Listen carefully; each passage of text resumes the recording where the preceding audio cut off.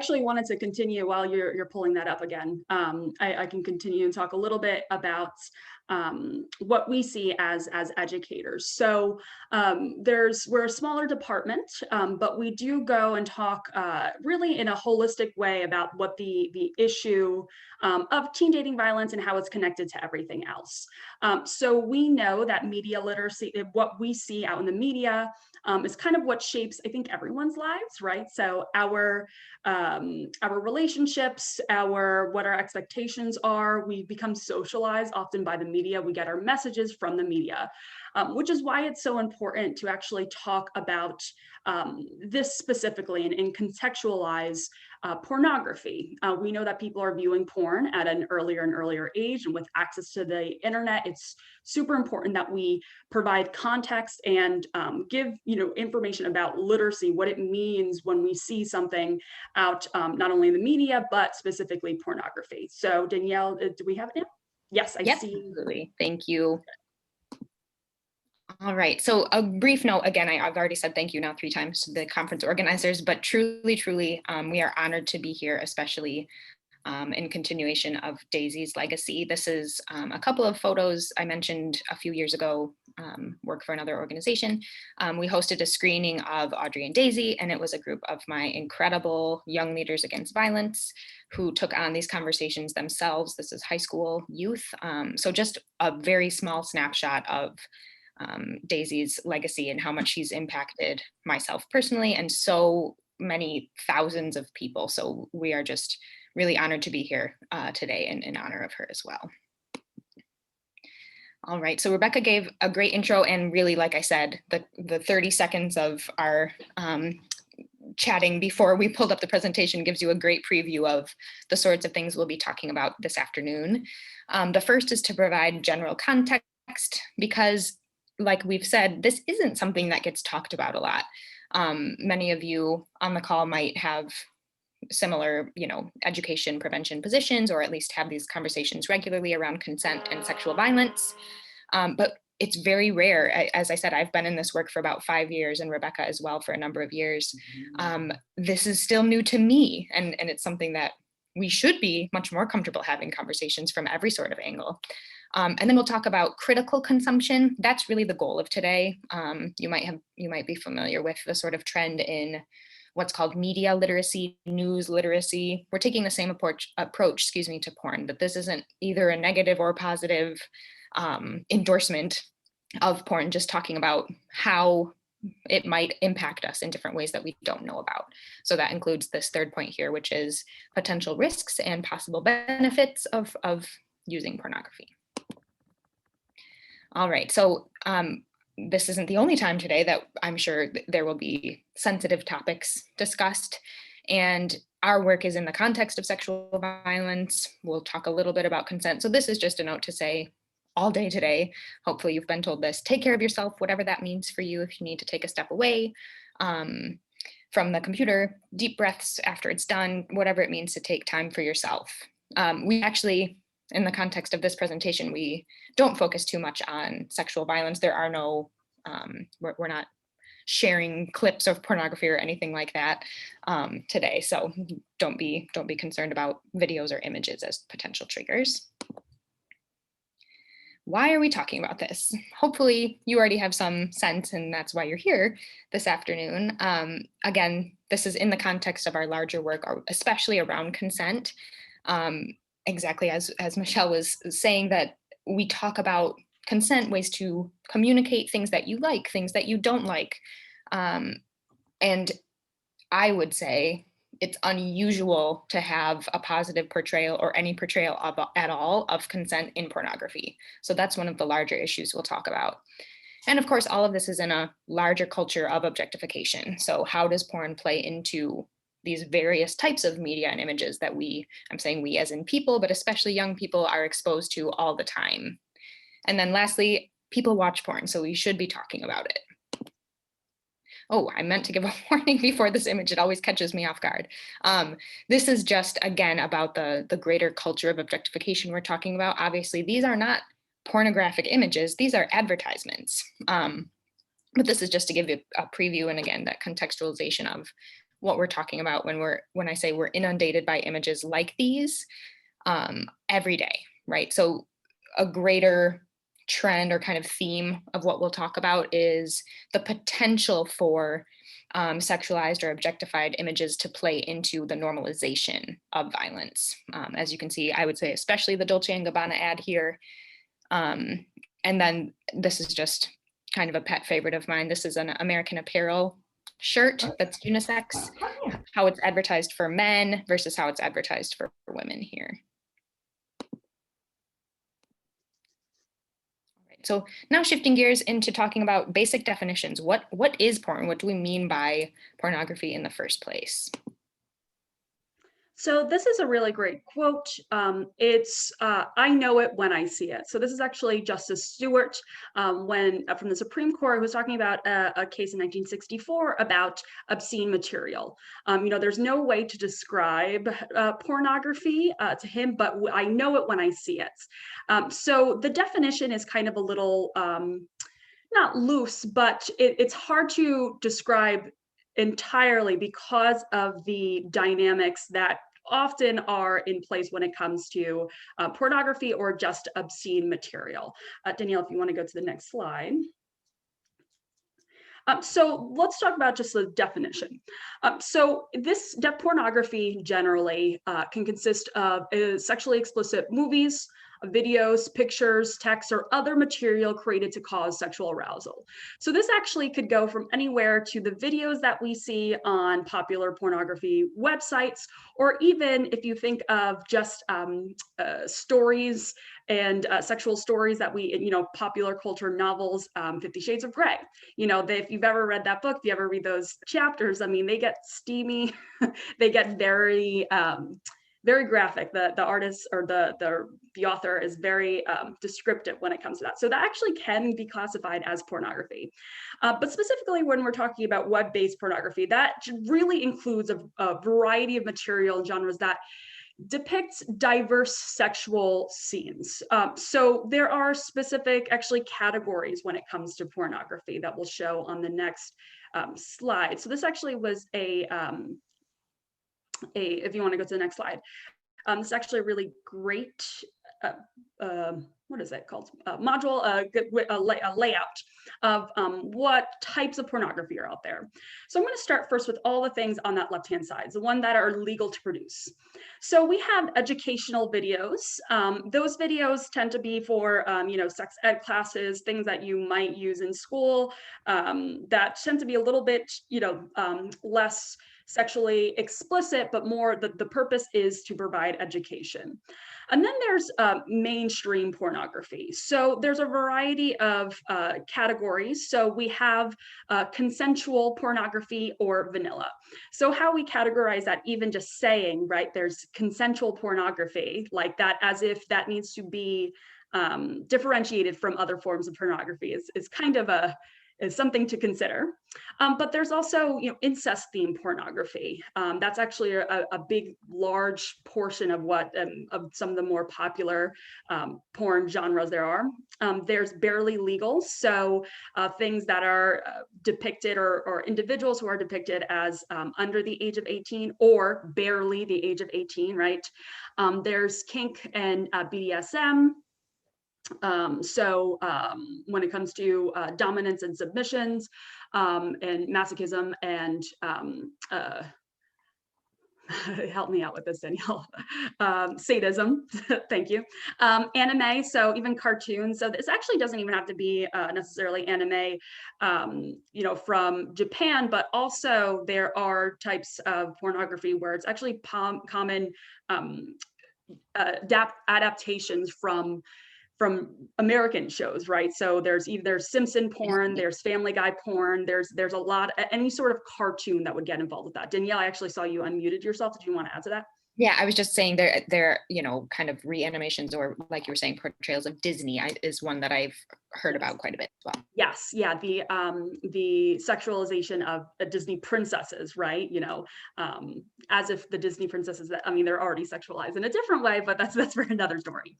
But we also have, and I actually haven't read the kink under the kink and BDSM, the waterboard and electro porn. So that's actually where violence will be often depicted. In kink and BDSM, there's actually often violence there, but specifically when it comes to waterboard and electro porn, that's actually where kind of where there's maybe explicit violence, but there's actually kind of not arguments, but there's concern about what the consent actually means in that category. So I have it in red specifically because of the violence that could be associated with that. And it can be difficult. So there's an argument that it can be difficult to consent to your own, to violence. So we'll go to the center category, and these are illegally produced pornography. So this is non-consensually produced. So this would be surveillance. So this would be often made at home films or videos where someone had the sex was consensual, but the surveillance wasn't. So someone videotaped it or took pictures, and or the non-consensually shared. So often a homemade either video or pictures that are often then shared and distributed, disseminated either to other people or just pornographic websites as well. So although they are either legally produced, they are not illegally shared, or vice versa, or just not legally produced nor shared. And then we have the illegal to produce, just generally speaking. So of course, anything that is non-consensual sex or rape, that there's an illegal act going on. Here's the caveat though. There's an argument that in many of these, either that are categorized as consensual or vanilla sex, in mainstream porn, there is a lot of argument that there isn't true non-coercive consent going on in that as well. And of course, I don't know if you've all heard this has happened in the last 2 months or so, but there was the expose by Nicholas Kristof in the New York Times about Pornhub and about the children who have been that were their rapes and their the sexual violence and their sexual assaults have been circulating around on Pornhub and a lot of pornographic websites for years and years and years. So that is illegal to produce, of course. Child pornography is illegal to produce. Anything having to do with dead bodies or necrophilia is illegal, and also zoophilic porn, porn with and sex depicted with animals. So this is a graph that you can kind of categorize it. There's a lot of subcategories within this, but these are just kind of the main to know exactly what we're talking about when we're talking about specific pornographies. Danielle, is there anything you want to add in any of these? Yeah, I'll just say quickly, I mentioned before we started sharing the presentation about not only Rebecca's particular expertise with non-consensual pornography, but also the legal, I'm trying to say ramifications or legislations around that, but also just because I don't have to tell you all, technology plays such a role in our lives that these kind of, in quotations, newer forms, both non-consensual, but also there's a lot of porn that exists that's, again, quote unquote, rape fantasy. And I know that television shows, like some of you might also watch Law and Order SVU, they are absolutely addressing those kind of,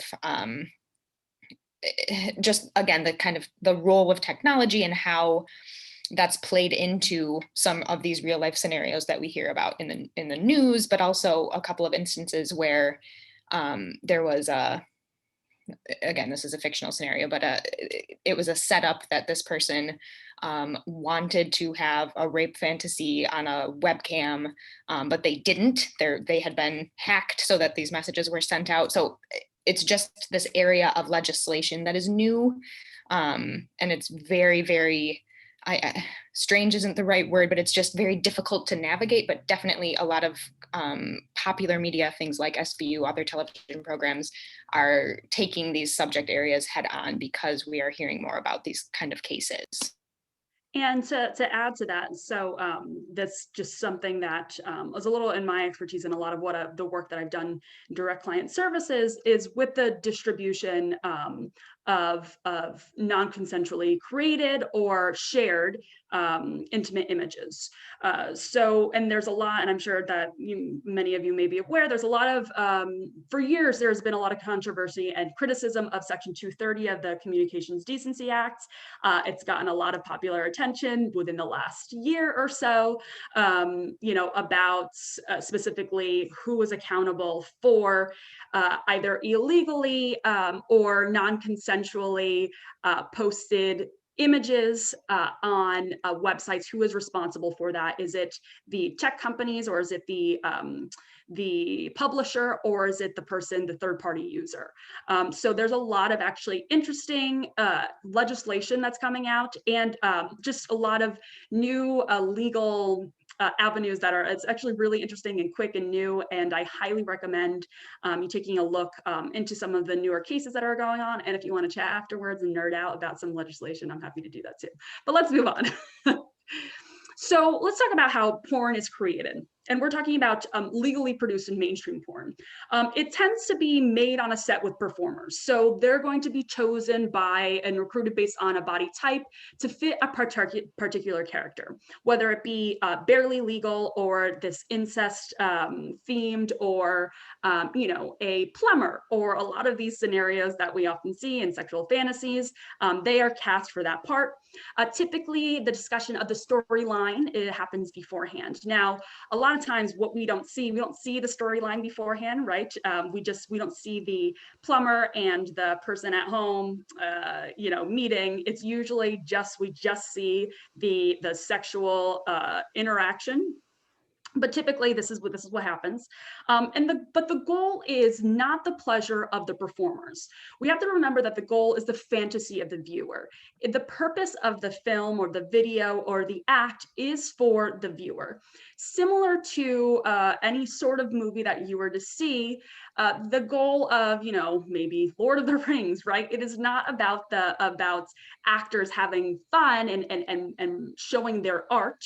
It is about what the viewer is seeing, with a storyline that the viewer sees. So it's really important to always keep that in mind when you are looking at pornography, when students are looking at pornography as well. Let's go ahead, shift to the next one.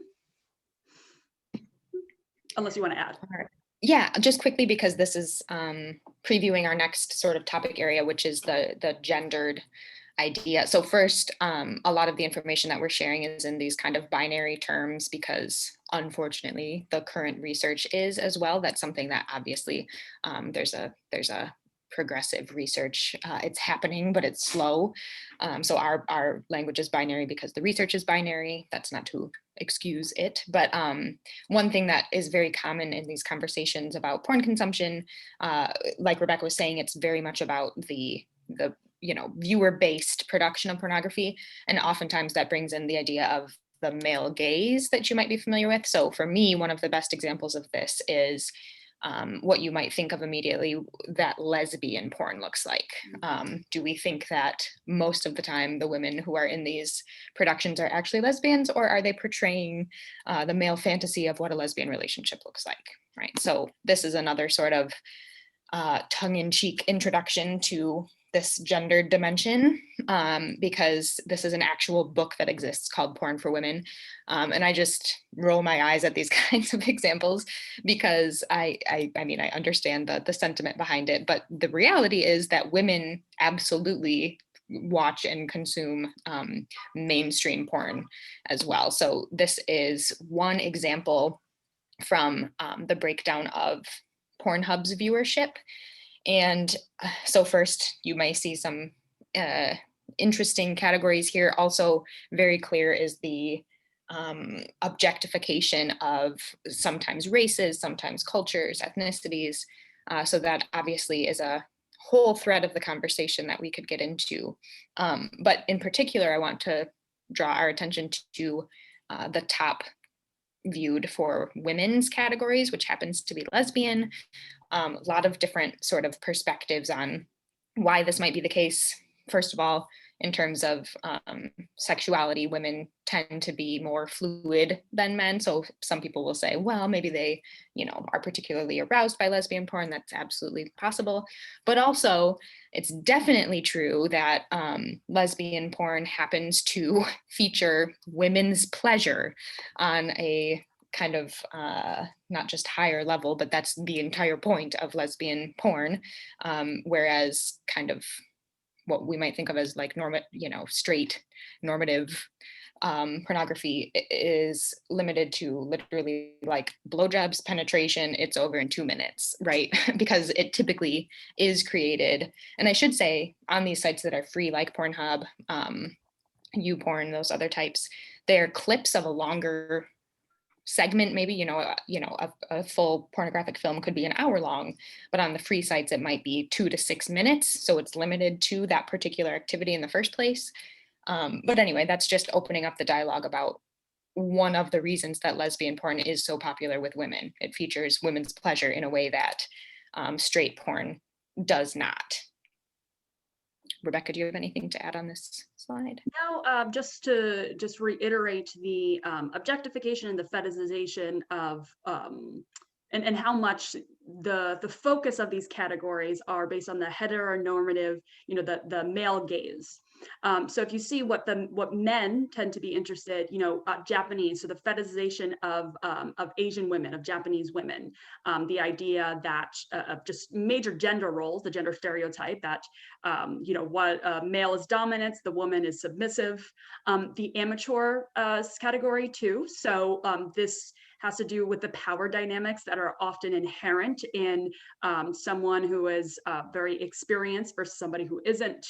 And just looking at the how much it's now sexualizes a lot of the heteronormative, but also just the just racist stereotypes that we already see in culture, and just ingrains more of white supremacy, of racism, and of sexist stereotypes, and makes it that much harder when you're attaching sexualization to that. One, you have the power dynamics of white supremacy and male dominance, but also the sexualization, which creates it's violent, and it makes it much harder to break down. But that's all I want to add. So we're going to talk a little bit about the trends in pornography. So it's actually the most common name, and this is where the research comes up. And a lot of this actually is from individual researchers, but also it comes from the websites themselves. So Pornhub actually provides a lot of data on what their viewers and what their users watch and that most often consume. The most common female name is Nikki, and often the pseudonyms for women are typically sweet and sexy names, when men tend to have more masculine sounding names. So for women you'll have Nikki, Candy, Jenny, very infantilized women's names. But then for men you'll have strong names and masculine sounding names like Bruce and Ron. I think those are, I can't even think of any other names that are more popular mainstream, but they are meant to show dominance, and that power dynamic is still there. Now, the average age a woman enters the porn industry is about 22, and they stay for approximately 3 years. However, between 10 and 30%, and that range is on purpose, right? Because it's hard to collect the data, because so much pornography is actually distributed from either individual sources, right? So, or like very, very small pornographic film companies versus, the more mainstream ones, the larger ones. That's why the range is so large, but between 10 and 30% of girls leave after their first video, that they don't want to continue. I can't imagine any other profession that if you were to say that 10 to 30% of the workforce would quit after their first day, I mean, that would automatically be a cause for concern for the industry, but also, any sort of labor any labor statistician or researcher would say, hey, like, let's take a look at this, what's going on in this industry. Hannah actually brought up a great point in the chats about the movie Hot Girls Wanted. We were just talking about this in the last Danielle and I touched base, but really actually shows, tells the stories of young women in the porn industry, first entering the porn industry. And actually it's by Rashida Jones. I believe it should still be on Netflix, but it's a fantastic documentary that does, again, tell the stories of girls, of hot girls in the industry. And the teen is the most common role mentioned in porn film titles. So again, it has the power dynamic is very much there. It's very much ingrained and very much, part of advertising and selling it to the viewer. The viewer wants to see teens. So if that's what they're advertising and that's what is most commonly, knowing that it's most wanted, it's going to have a lot of titles out there and it's going to be more available. And young people who are then consuming porn and watching porn, if that's all that they're seeing, they even as they continue to get older, if it's still available of a young hot teen, that's the objectification and the sexualization of young hot girls is what continues and perpetuates. Danielle, do you want to add anything to that? Okay. So let's talk about often what's the reality and what actually presented in porn versus the reality. So students, young people, everyone, they're shown and they're told to believe that porn is authentic sex. But we have to remind young people when we're talking about porn literacy and being critical of any sort of media, particularly porn, that they're professionals who are playing fictional characters.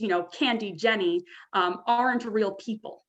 And like in any movie, they're pretending to feel stuff that they may not feel and pretending to want stuff that they don't necessarily want. They're playing a character. It's often said that performers enjoy sex or they wouldn't pursue the job, but they're playing a character. So it wouldn't necessarily mean that that's the case. And there's actually a woman who left the porn industry, and actually there's a great quote that I just wanted to point out. It says, "You don't want people to think you're weak when you're in porn. You want to act like you love it and you love rough stuff and you love being violated and called degrading names. It's just all a pack of lies." So just like any job or just like any, I think profession, when people are coerced into it or they feel like they're coerced or were there because they didn't necessarily have any other option,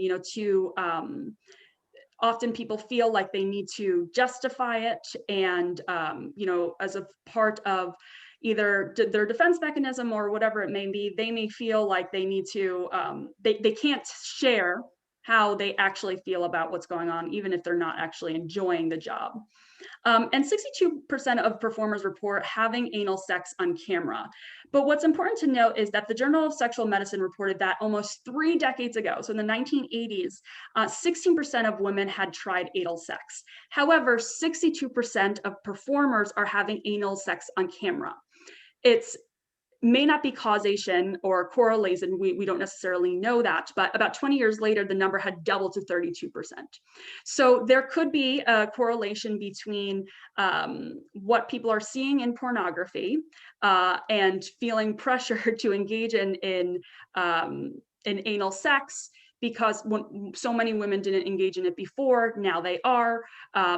We don't know necessarily what came first, but it's just something to point out as well. Yeah, I think so. Rebecca and I also had a great conversation about how there's been, this past summer, there was a trend on TikTok of young women being choked during kissing.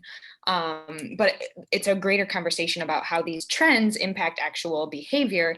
And I want to say, from this kind of neutral stance, as I said, we're neither for nor against any of these behaviors morally. For example, I have nothing against anal sex. If these numbers increased because a larger number of women saw these behaviors and thought, hey, I want to try that, fantastic, right? More power to them. As Michelle was saying, as long as it's consensual, that's not we're not saying that this is a problem that the number has grown, but what we do want to do is introduce it as a conversation to say things that are portrayed in porn that have this kind of purposely fuzzy line around, not just this particular example isn't fuzzy line around consent, but a lot of the porn is, but anything to do with choking, those maybe more boundary pushing sorts of behaviors. Are people experimenting with these behaviors because they want to, or are they feeling like they should or have to, especially at those younger ages where they might feel pressure to emulate the things that they're seeing?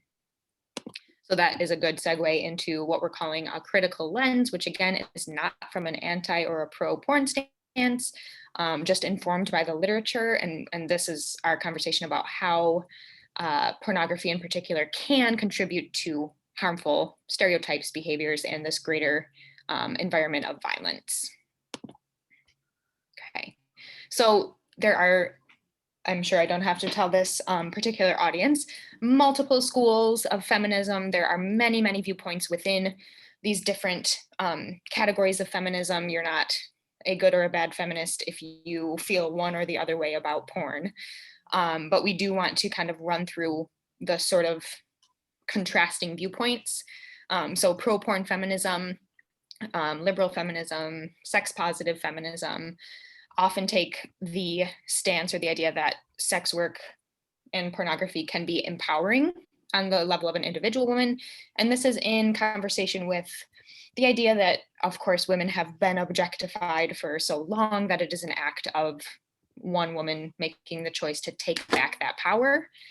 We were talking about OnlyFans, and I mentioned that new documentary in the chat as well, which I haven't seen yet, so I can't really recommend it or say what it's about exactly or kind of what angle it takes.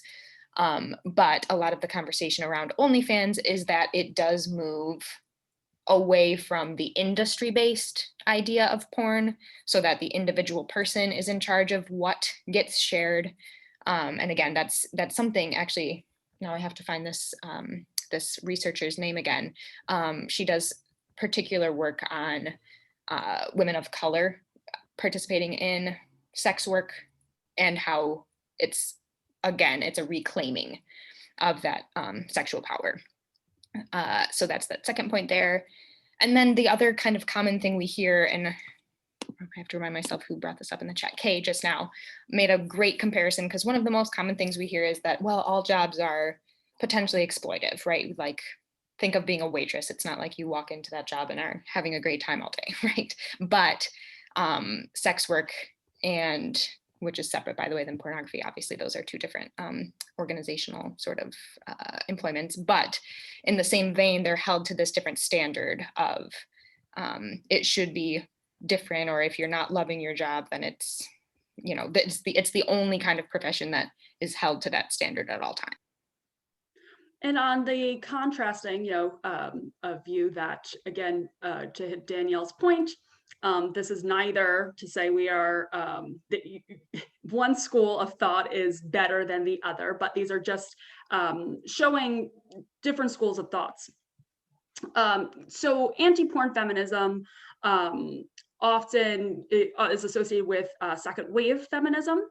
And they would argue that sex and women's bodies in particular, because again, it's made, pornography is often and traditionally made for the male gaze and the view, is seeing it as a commodity that is bought and sold for just and objectified.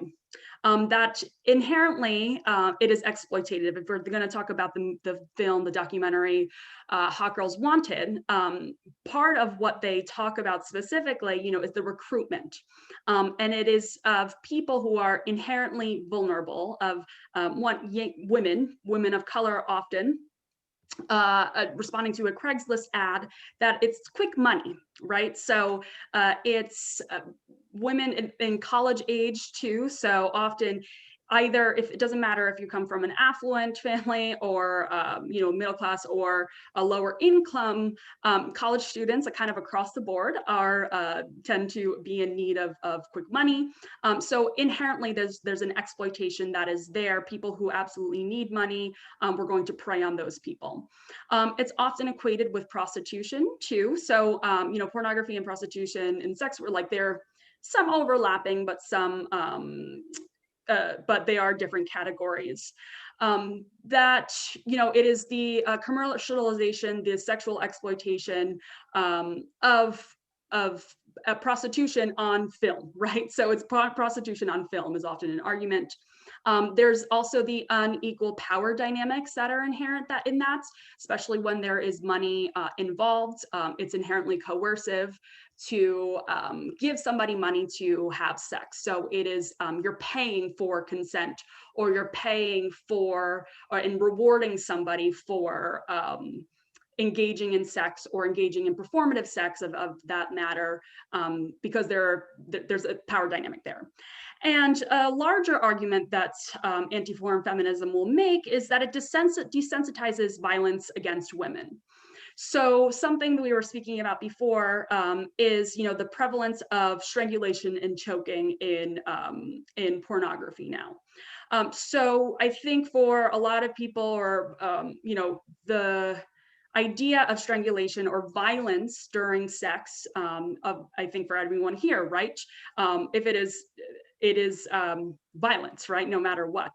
But the more a person sees this on film, the more normalized and desensitized it becomes. So particularly if you're talking about young teens, people who are seeing pornography for the first time, we as educators may be telling them, violence isn't okay, you need consent, there needs to be a discussion, there needs to be a mutual agreement. You are entitled to a life free of violence, particularly in your relationships, but in your sexual relationships too. When young people are seeing violence within pornography, that is one, common, right? It's in a lot of pornography now, but it looks like the performers are, because they're performers, right, that they are enjoying it. It then teaches young people to say, well, then violence, I guess, is enjoyable. And it misses out the conversation of consent, of what we are taught to like and what we don't like. So that's a perspective that, anti-porn feminism, it's a school of thought versus another school of thought. Not to say one is better than the other, but these are two lenses that we can look at pornography through, among many lenses, I should say.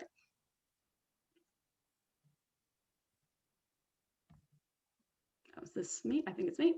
So the most common roles that often we see in film titles, again, talking about the infantilization and fetishization of young women.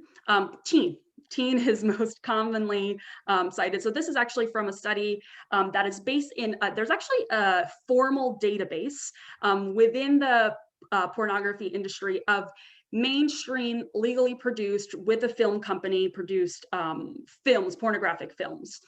So they would have to be like part of an association. It's actually pretty formal. So teen is the most common. Then there's MILF, wife, cheerleader, nurse. So all of these stereotypical, all of these gendered titles that are where there's a power dynamic are often in film titles too. Again, for the purpose of the male gaze, of the purpose of whoever's viewing the porn. And you can take a look, you'll see hitchhiker, runaway, obviously vulnerable population, schoolgirl, babysitter. Take a look, have your pick. But this is in the rank of the frequency of use. Right, thank you. I'm going to not fly through these slides, but just kind of quickly comment on them for the sake of time. The next few are these sort of graphs portraying particular situations that are common in porn. This one is sort of measures of gender inequality, So 61% of the films that were included in this study show a close-up of women's genitals, as opposed to 19% would show a close-up of men's. 43% of them had women taking a submissive role compared to 10% of men. And then going back into the conversation about why women might tend toward lesbian porn, 76% of those videos showed men appearing to have an orgasm, where only 17%, that is so tiny, show a woman having porn. And Michelle mentioned at the top of the presentation as well that when women's orgasm is portrayed, it's often in, I would say, maybe a sensationalized sort of way, that not only squirting, but the kind of explosive orgasm that's shown, again, isn't necessarily going to line up with reality. Not that those things don't occur, but again, looking at the sort of frequency in real life versus frequency in porn.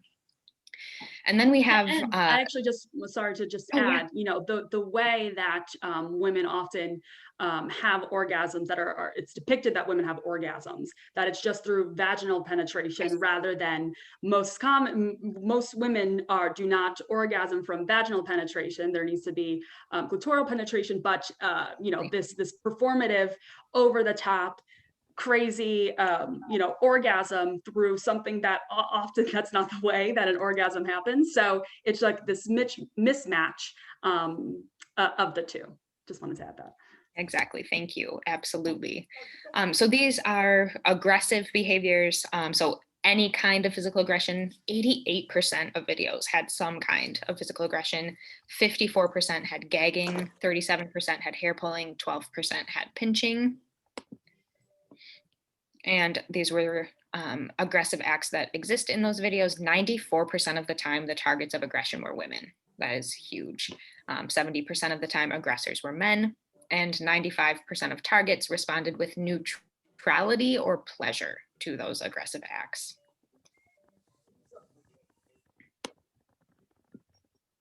All right, so these are two images that I just love.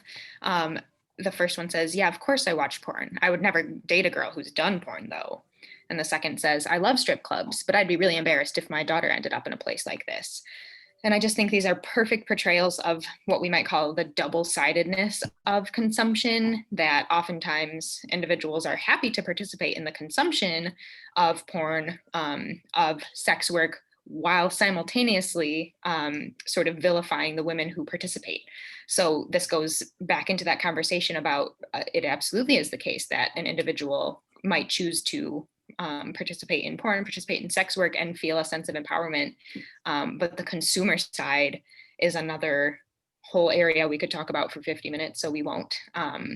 That if things were maybe more egalitarian, more equalized, this double objectification wouldn't be happening at all, right? That if you're consuming porn, if you're consuming sex work, you're also happy to support the women who are participating, right? So it's not, Rebecca and I were talking about this as like the Madonna horror complex, that individuals who consume are, you know, holding up the women in their own lives on that pedestal of non-sexualization. And it creates, again, that power dynamic and the division in how they view the women in their lives versus the women that they are watching in porn. All right, so we're shifting now into porn as educational tool with kind of a question mark for me.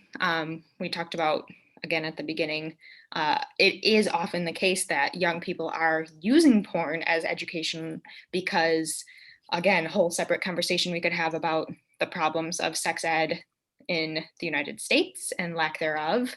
But even in comprehensive sexual education programs, porn isn't typically a major component, right? I'm happy to say that there are curriculums around porn literacy specifically for secondary school that are being created and hopefully will become more common. But for reasons that you can imagine, oftentimes parents and educators have boundaries even against consent education, let alone, okay, we want to talk to your high schoolers, middle schoolers about porn. So that's one of the things that we'll continue to look at, hopefully getting better along the way, right? All right, so first thing here is age of exposure. So this was a study that was particular to boys. Average age of exposure was about 13 to 14. And there isn't actually research that I could find about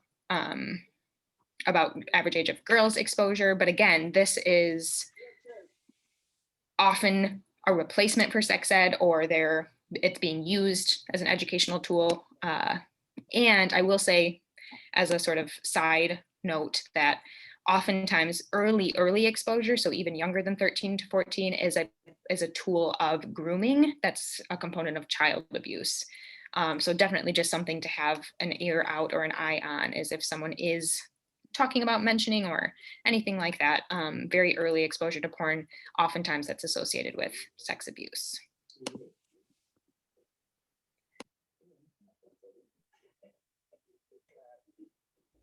All right, Rebecca, you are. Yes. So consequences of porn use for some adolescents, like I said before, when we were talking through the perspective of anti-porn feminism. So negative attitudes towards women for the aforementioned reasons. Viewing women as sex objects, there could be depression, anxiety, reduced self-esteem. And this could, of course, is at a young age for adolescents, very, very vulnerable, very easily influenced. So for putting these images that are often violent, that are often, based in lies, if we're telling teens and adolescents that this is the case, is what sex is, there's inherent consequences for that.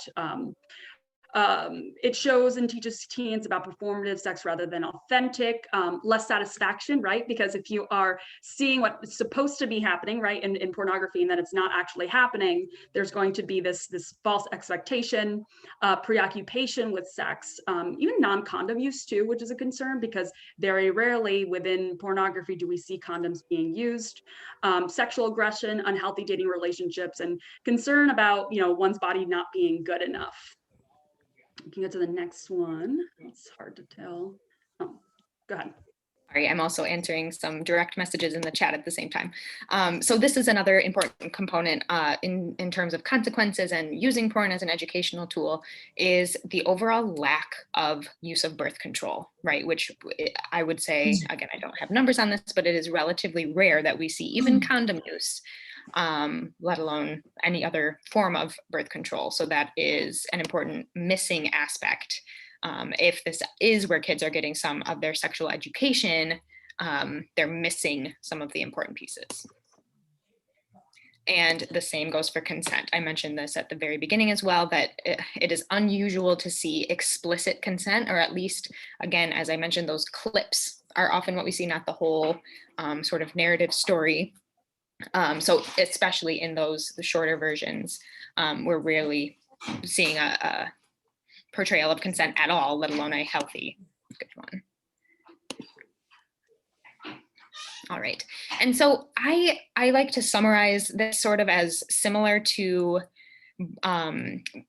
research on video games, exposure to violent video games, that any child, any individual who plays violent video games, that does not mean that they are going to develop violent behavior, right?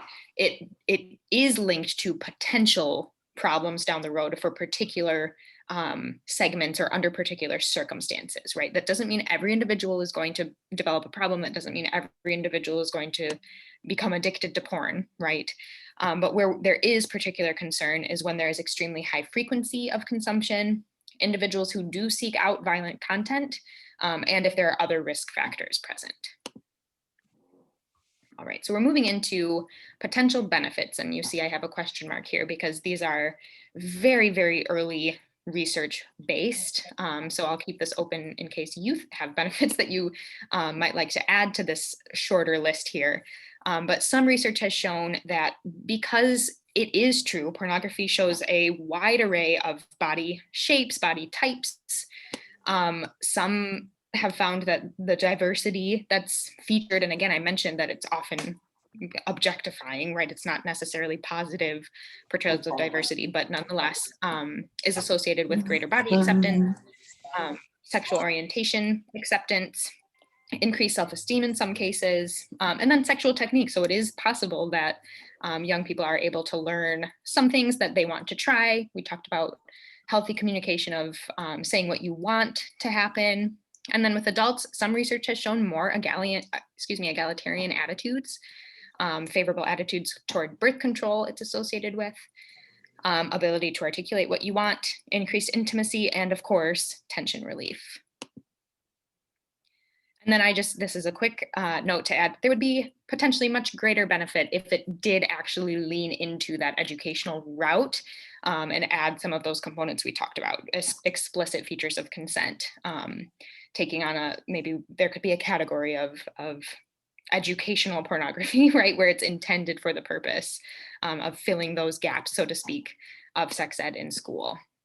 All right, so I think we are actually right on time. I have a couple of questions that I'm still answering in the chat.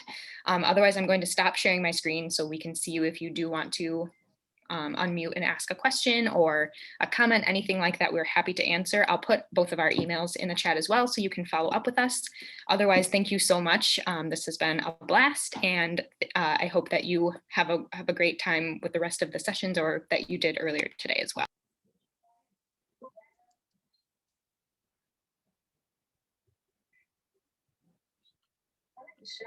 So Danielle, it looks like she's going to be putting her emails in the chat. It looks like there's some questions, but we're right on time. So feel free to reach out to us if you want to continue this conversation. You can follow us on social media. You can do any variety of things, but our information is going to be in the chat. But I'm going to pass it over to Michelle. In the meantime, thank you so much, everybody, for watching, spending some time with us. Amazing, amazing. Yeah, please make sure you drop your social media in the chat. That was an incredible presentation on porn. I mean, you took us far, you took us wide, you took us near. And I mean, we went everywhere with porn. Okay. And I think, like, you know, one thing to remember, I'm a sex positive person, and people in porn, and I know we kind of touched on this, not all of them are doing it out of desperation. And people that are making that choice and doing it, we should support those performers because that's what it is. So we want to make sure we remember that. But to remember, if you're not 18, you don't have consent to do porn, okay? So I just want to put that out there. Additionally, we want to make sure you're following Safe Bay, so on all social media. And you guys dropped the social media handle below, correct? Yes, we did. Absolutely, absolutely. So follow Safe Bay, which is at @safe_bay. I mean, I learned so much there, ladies. We really, really, really, really appreciate that. And, you know, right now we have about a 9-minute break, and then we are going to bring it back with Holla Back. So make sure you come back, go get some water, take a quick break, take a couple breaths, stretch, move, whatever your body is telling you to do, go on ahead and do that. But make sure you come back, because this next presentation is going to be just as hot as the one we just saw. So we have an amazing lineup for the rest of the day. So 9 minutes, come on back.